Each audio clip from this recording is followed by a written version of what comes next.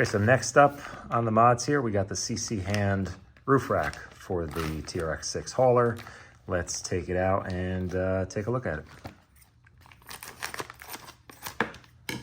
it. So far, really impressed with the quality of the CCHand headache rack, so I don't expect this to be any lesser of a quality. Really nice steel. It's fairly heavy. I'll get a weight on this for you guys if you really care.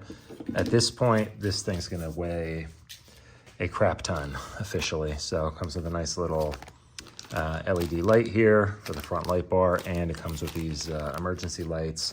No instructions on this, but if you look on the RC4 drive website, they do kind of have some basic instructions. At least it shows you where to use what screws, but I think so far everything has been pretty self-explanatory, and yeah, we'll see how this one goes. So here's the little yellow lights for the little emergency lights that sit on top.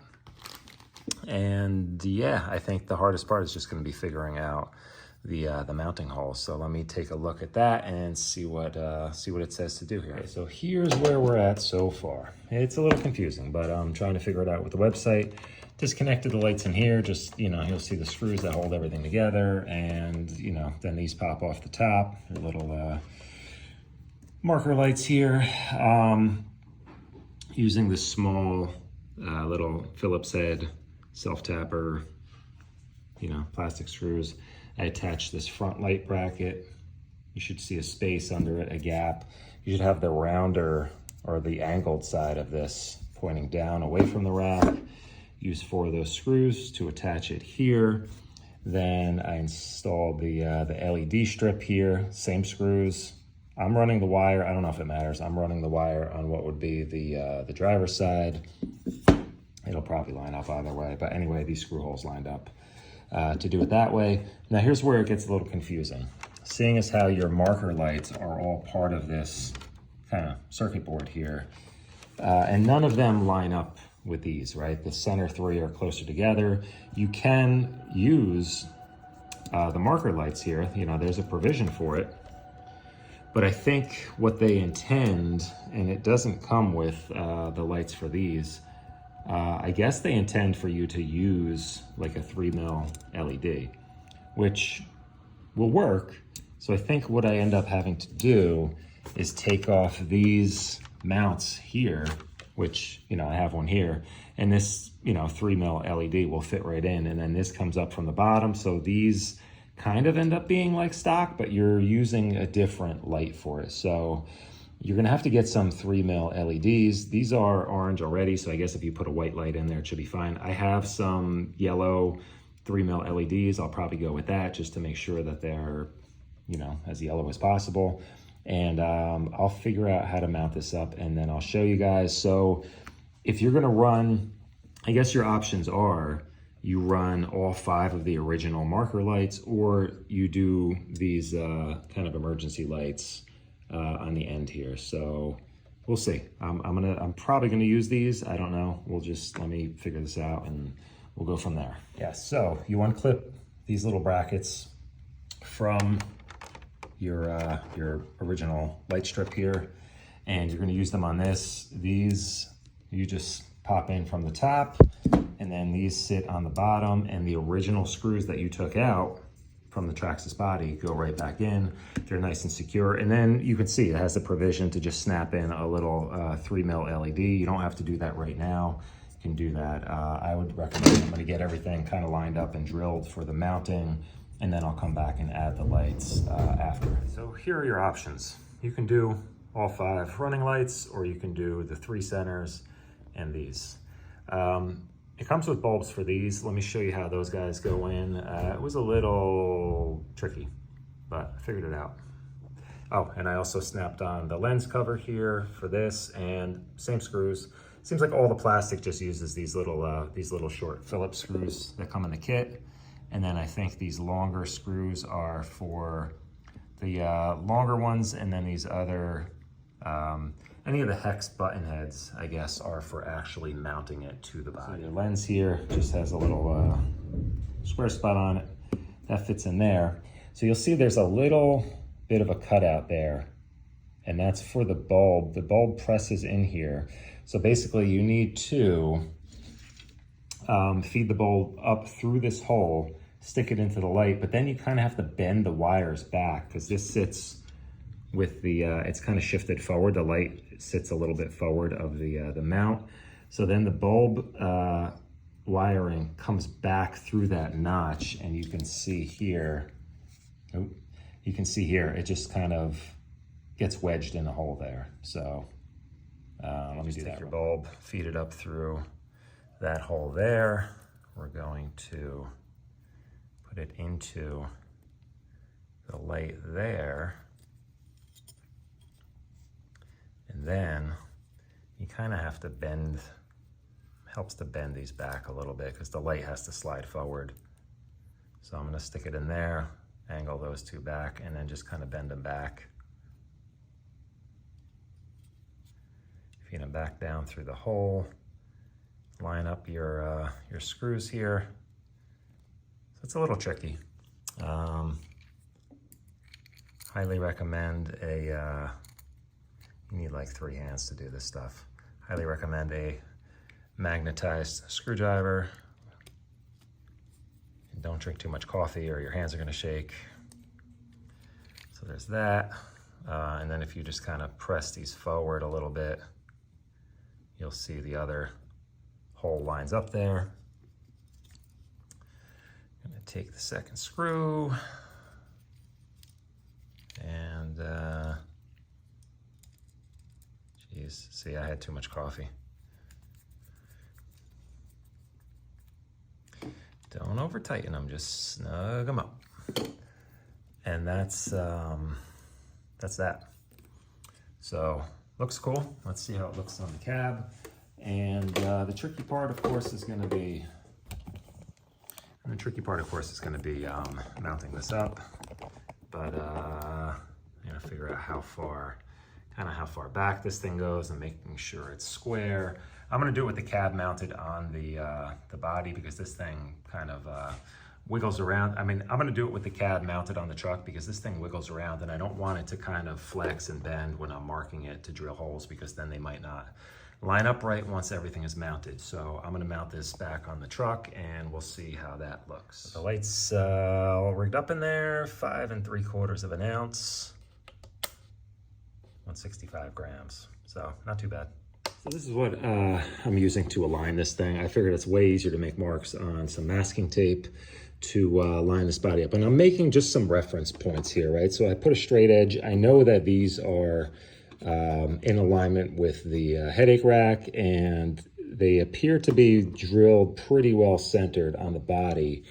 The holes up along this front here for the stock lights are not really drilled centered at all. They were actually really crooked, you know, just kind of surprising with something Traxxas. So I made a mark on the tape there. I made a mark on the tape there, right? So you'll see these two little marks, and I'm going to see how this thing lines up front to back. So this is going to be my positioning forward and back, and then I'm just going to line this thing up side to side, you know, like so, because it seems like, so there's a natural body line here, and I'm kind of trying to line up this edge here with that body line. So as far as the photos go, that seems to be about right. It's not set all the way back at the edge, and it's not set too far forward. It's kind of like right by this body line. So it appears like the lines on the back here from the back side of these body posts are gonna be the ones that I go with. And as far as the side-to-side spacing,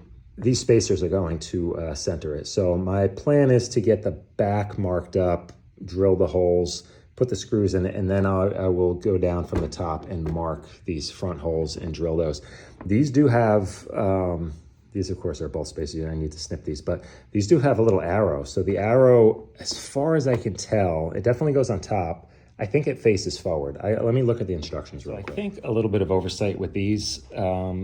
They just show this mounting up under here and then a screw going in from, I guess it's that longer button head screw going in from the side. But to hold everything in place and try to line everything up is going to be a nightmare. And they give you this little hole on top you can see here, I just mounted this directly here, and then this way, this thing stays on here.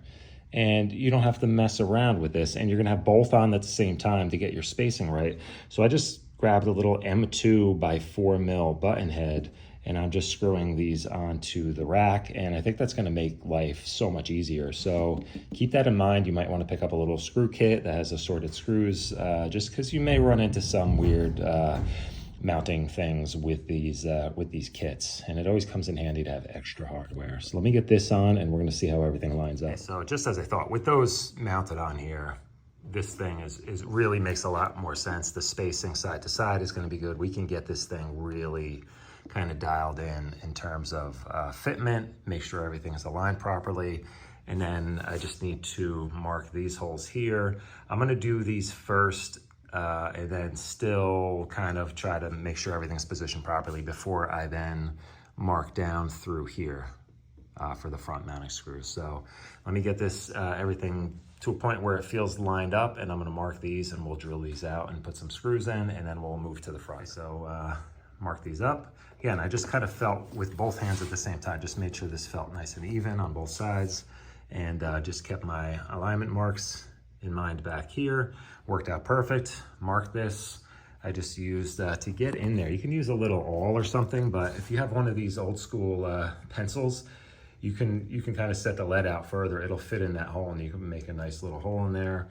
I used an awl to make a tiny little indentation, and then just drilled it with a small bit. It says 2mm. I think that's what it is. That's not metric.